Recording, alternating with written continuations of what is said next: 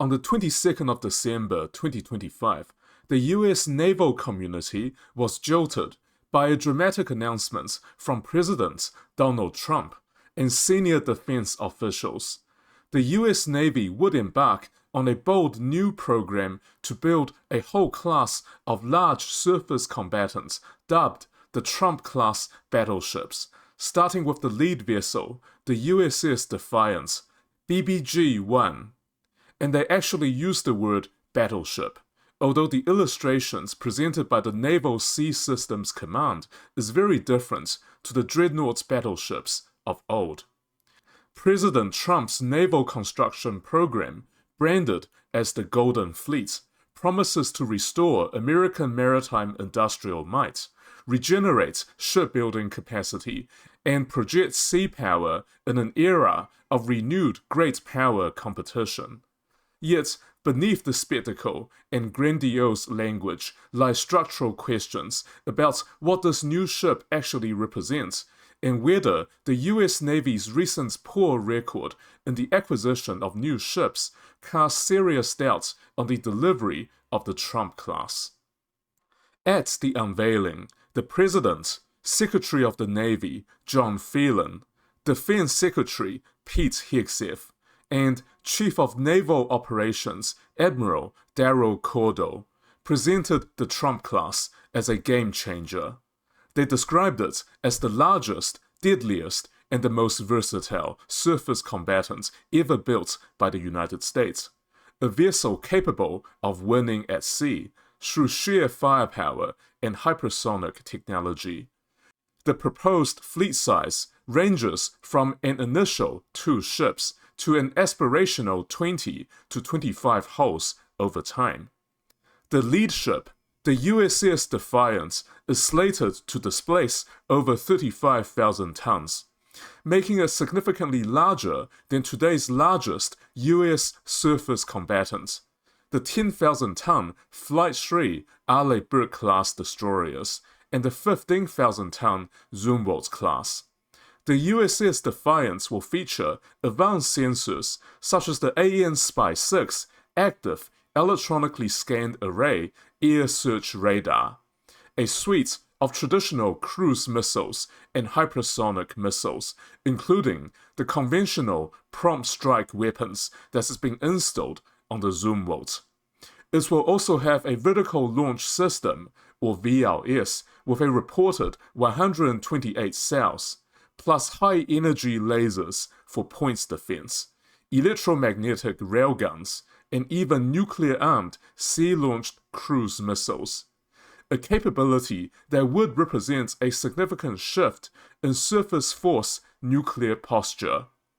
One of the renderings showed the Trump class firing what appears to be a Tomahawk cruise missile, a standard air defense missile, and a conventional prompt strike hypersonic missile. The USS Defiance would use a combination of gas turbines and diesel engines to drive an electrical grid that would supply power to the ship's weapon systems and sensors, and to the hotel load.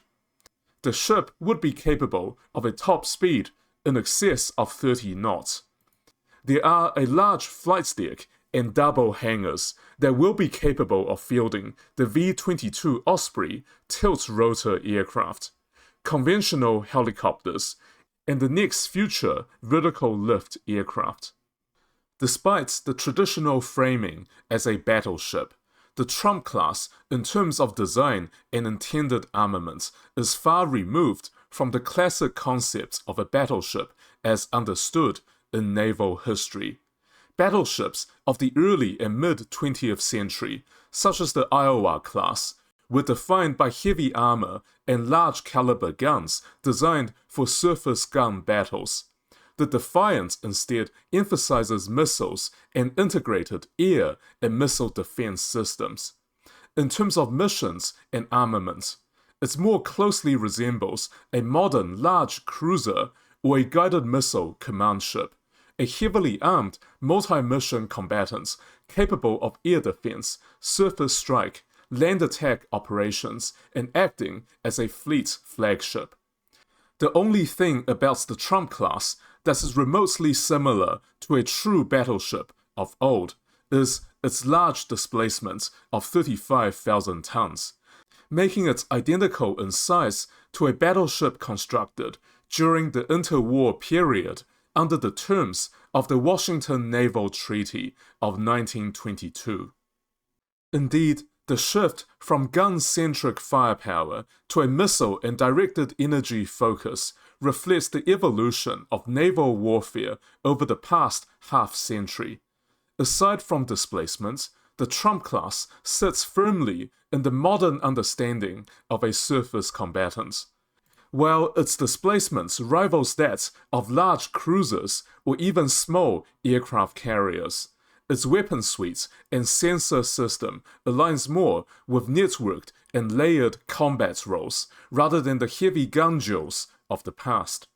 The Trump class is functionally a large cruiser with capital ship ambitions rather than a reborn dreadnought. However, it's understandable why the president and senior naval official, people who should know better, chose to describe the new class as battleships. If you think that the designation is motivated by a desire to accurately classify ships, then I have a bridge to sell you. Calling the vessel a battleship is a way to build naval prestige. The rhetoric harks back to the grandeur of battleships as historical symbols of naval power, invoking historical legacies to galvanize support for the Navy. Yet, even as the vision takes shape on paper, questions about feasibility and rationale loom large. The US Navy has a recent history of ambitious programs that have struggled to deliver on time, on budget, or at all. Consider the Zumwalt-class destroyer, conceived as a next-generation stealth surface combatant with advanced guns and sensors. The program was repeatedly cut back due to rising cost and shifting requirements. Originally planned as a class of 32 ships, only 3 hulls were completed, and key weapon systems, such as the advanced gun system, were deemed inoperable due to a lack of affordable munition. The Zumwalt remains a cautionary tale against unhinged naval ambition. Another example is the Littoral Combat Ship (LCS) program. Designed to deliver high-speed, modular surface combatants for operations near shore, the LCS has in reality incurred heavy criticism.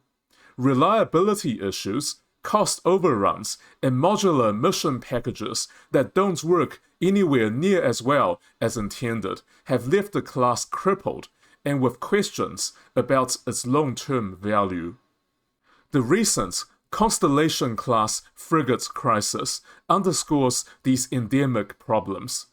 Intended as a relatively low-risk derivative design based on a proven European frigate, the program quickly devolved into delays, excessive weight growth, and ballooning cost as US Navy design changes compounded complexity. Construction on the lead ship began before the design was complete, contrary to best practices, and the first frigate's delivery has slipped years beyond initial forecast.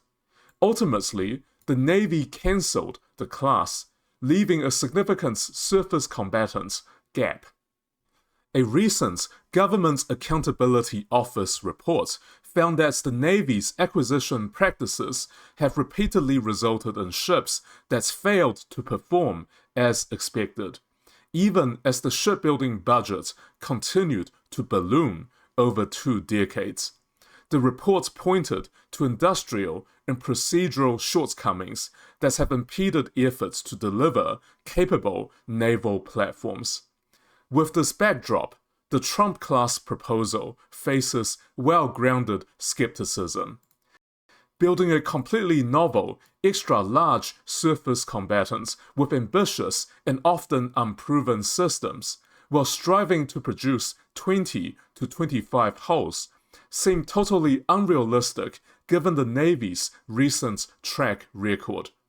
Integrating novel weapons, such as railguns or high-energy lasers at full combat scale, remains technically challenging and likely costly. According to the US Naval Institute, the cost of building this battleship in an American shipyard, as the Trump administration wants to do, could range from $10 billion to $15 billion, based on the size and the systems that are included. Each ship would cost just as much as a nuclear-powered aircraft carrier, and that is prohibitively expensive, and in my view is the reason why this project is totally dead on arrival. Furthermore, the broader strategic logic of concentrating resources into a relatively small number of expensive capital ships is debated. Surface combatants' requirements increasingly demand a larger fleet of affordable warships, resilient networks composed of many nodes, and a balanced composition of both high-end and low-end combatants that can, in combination, undertake many different missions efficiently. A reliance on large, high-value units will likely hinder flexibility and risk concentrating scarce resources into a few flagship hulls that are inherently vulnerable in modern anti-access and area denial environments. Proponents, including Admiral Cordell and Secretary of the Navy Phelan, counter that the Trump class can serve as a command and control node for unmanned vessels, a potent missile platform, and part of a high-low mix that includes more numerous frigates and unmanned vessels. In fact, Admiral Cordell asserted that the US Navy needed a larger surface combatants, and the Trump-class battleships meet that requirement, which seems to contravene what the US Navy has been trying to do in the recent years, which is to build a small surface combatant that is more reliable than the Littoral Combat Ships. Cordell's newfound assertion is certainly interesting. The administration also presented the battleships as a way to provide work for American shipyards. According to Secretary Phelan, quote, "There will be work for shipyards everywhere from Philadelphia to San Diego, from Maine to Mississippi, from the Great Lakes to the Gulf Coast, and for manufacturers that will build components for this battleship in every state." When asked about how the Navy can find a sufficient workforce to build the new ships, President Trump said that the shipyards would utilize robots. Despite these reassurances, the central questions remain. Can the US Navy overcome institutional and industrial deficits to design, build, and field this ambitious class at the scale envisioned? Will the underlying acquisition systems adapt? Or will the project become another example of wasted investment? In the end, the Trump class reflects an attempt to reset American naval shipbuilding ambitions. Yet, it must confront hard lessons from recent history.